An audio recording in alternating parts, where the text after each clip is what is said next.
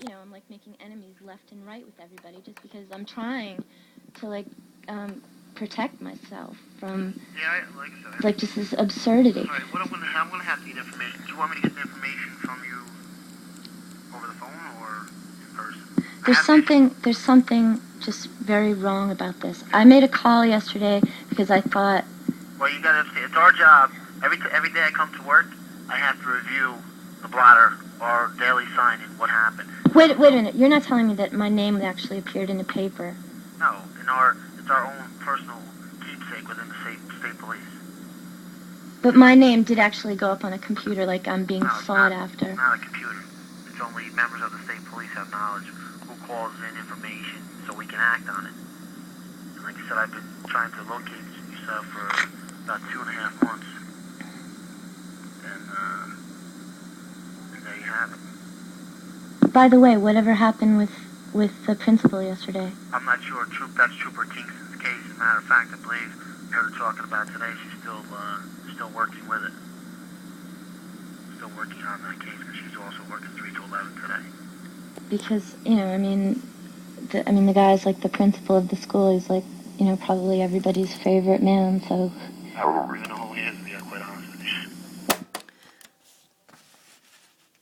So I'd been interviewing for a job as a substitute teacher at the Cairo Elementary School. And I watched the principal drag a first grader who was acting up.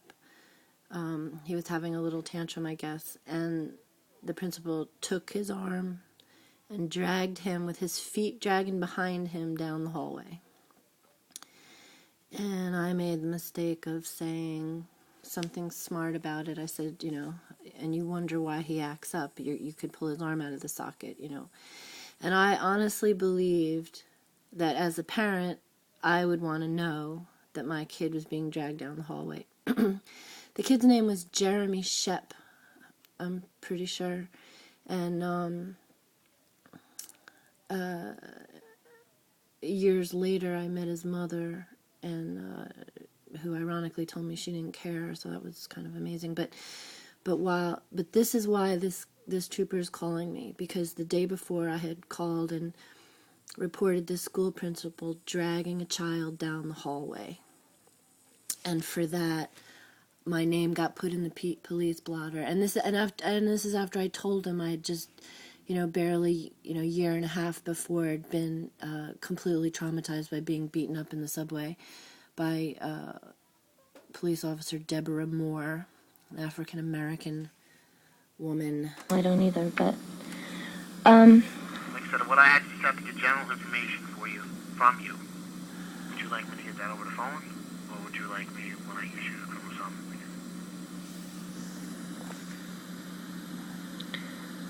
I want this to not be happening. I don't...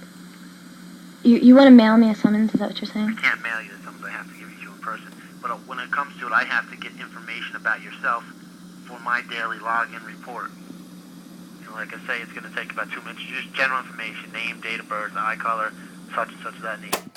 And just a quick note, I sound like I'm being difficult, but I'm just trying to, like, wish this away. I'm not being, you know, mentally deficient and slow and stupid and trying to aggravate him. I just cannot believe that this is actually happening to me, and trying to be nice to him, even though I just want to scream. So notice the control. I'm not out of control, but inside I'm dying because I'm alone up there. I know nobody. And notice, you know, lie number 1. Don't tell me my name was in the blotter. And there it was. I can do it over the phone, so when I do... That's stuff that's available on my license. Excuse me? All that information is, like, already available to you. What? It's like, driver's license information. I have to get it from you. Would you like me to do that over the phone, or would you like me to do it in person once I give you the summons? Well, obviously, I don't want to see you in person. I mean... Well, I'm going to have to stop by your house tonight and give you the summons. Okay? I mean, I can make it real quick, that's what I mean. I can just give you the summons and be on my way, or I could take about 4 minutes for me to get that information. I just don't know if you want me to drop it off, to be on my way, or get the information when I get to your house. Like, you can't... So... I'll tell you what, I'll get the information from you right now so I can just give you the summons when I get there. If you have any questions, then you can ask me questions. Okay? Well, you know what? A woman's coming to pick me up to go babysitting, Right. like in the next couple of hours.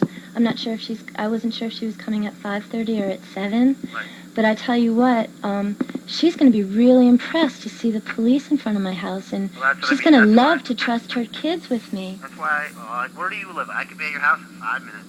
Be out of your house in 5.5.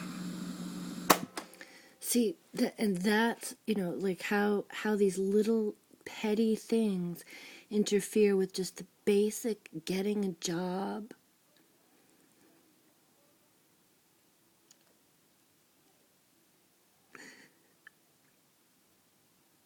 And what it does to somebody emotionally, it seems so petty, and that's what I'm just having trouble conveying.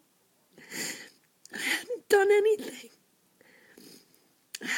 anything. A woman named Pauline Walker at Charlie's Auto Body, they had a storage unit, and I had no money. And I moved all this stuff out of a storage unit just to get $35 for gas.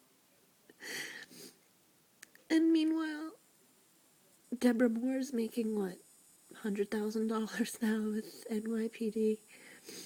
And so I'm not trying to embarrass Trooper Quinn, who obviously sounds very nice here and actually is being pretty patient, because I know I'm being kind of difficult, but I'm just scared. But the fact is, they shouldn't have been bothering me at all. And Deborah Moore should have been fired. And in fact, I should have been compensating. Look at me. I was very, a young woman that had a lot to offer. And instead, my life just got so dry. And I'm crying now because even back then I was still hopeful that I would somehow get out of it. But there were at least 3 or 4 incidents like this. So every year, every 6 months, something ridiculous would happen. And it was almost like I became like a clown target. And I was just reduced to this, and then... Oh. So what may be your address so I can take care of this matter with you, okay? Like I said, it's either I give you the criminal summons, okay, and you go on your own accord, or I get a warrant from the judge, and I come to pick you up and take you to see him right now. You understand what I'm saying? I'm trying to make it real convenient for you. Can I see the judge, within, an hour? Excuse me? When you say right now, I could go see the judge No, I would have right to go now? get a warrant. Go get the warrant from the judge, and then go find you. Oh. I thought... But if the judge, like I said, if the judge is not available to come back to court... I cannot believe this is happening. All right, man, what's your address so I can give you the summons, okay? It seems like...